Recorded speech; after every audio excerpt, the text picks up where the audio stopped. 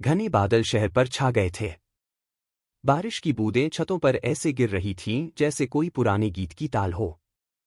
पुराने शहर के कोने में एक जर्जर डाकघर की दीवारों पर नमी उतर रही थी।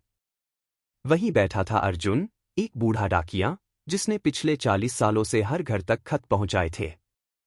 पर अब कोई खत नहीं आता था। हर चीज मोबाइल और ईमेल में बदल गई थी।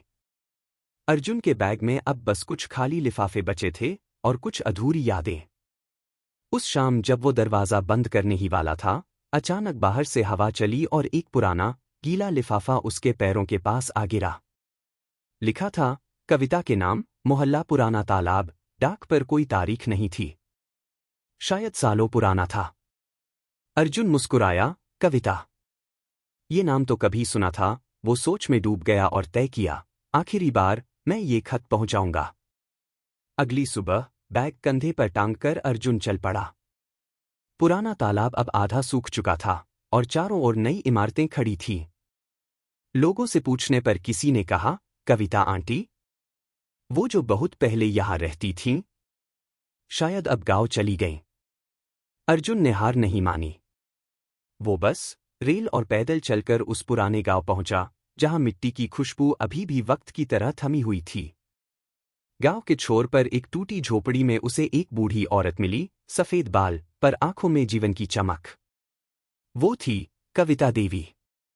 अर्जुन ने लिफाफा बढ़ाया, शायद ये आपके लिए है। कविता के हाथ कांप उठे। उसने धीरे से लिफाफा खोला और जैसे वक्त वहीं ठहर गया। अंदर एक पीले कागज पर पुराने शब्द धुंधले हो चुके थे।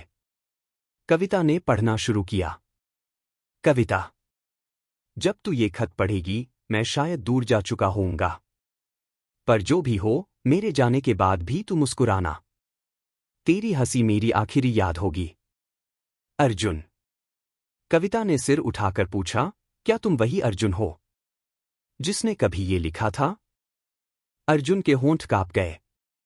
मुझे याद नहीं। उसने हंसने की कोशिश की, शायद मैं ही था, शायद कोई और।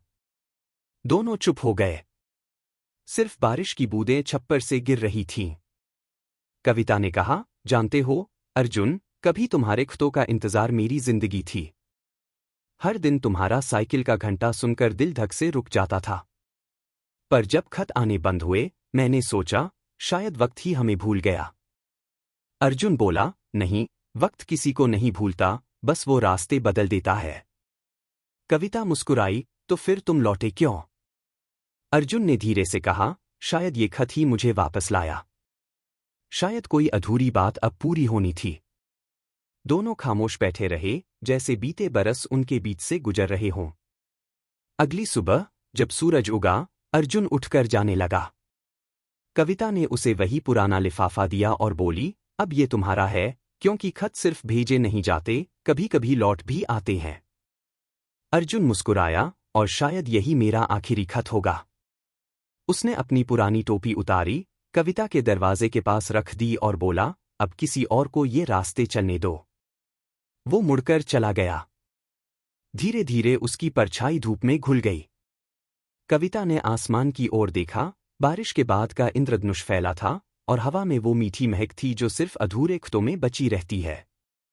कहते हैं, उसी गांव के स्कूल में अब एक नया डाकिया आता है। हर बच्चे को वो लिखना सिखाता है, कभी खत भेजो, कभी सपने। और जब कोई बच्चा पूछता है, खत में क्या लिखें, अंकल? वो मुस्कुराता है, कुछ नहीं बेटा, बस जो दिल में रह गया है, वो लिख दो। कहते हैं, उस स्कूल के पास अब एक पुराना नीम का पेड़ है, जिसकी हर शाख पर सफेद लिफाफे टंगे रहते हैं। शायद किसी का इंतजार अभी भी जारी है।